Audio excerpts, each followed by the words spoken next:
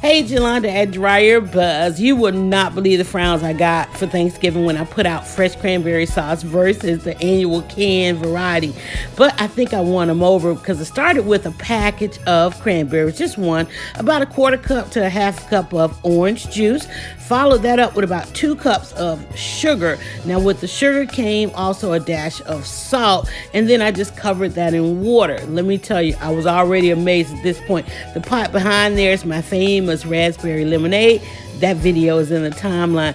While the cranberries boiled and wowed me, I checked the old school recipe and saw to add in a swig of vanilla, followed by a couple of dashes of cinnamon. By this time, I think I had it right because the kitchen was smelling good. People were coming in trying to see what was I making. And of course, I made this live in real time. You can check the video on the timeline for that as well. But I just let the cranberries and all those ingredients do their thing. But how could I win over the can fan?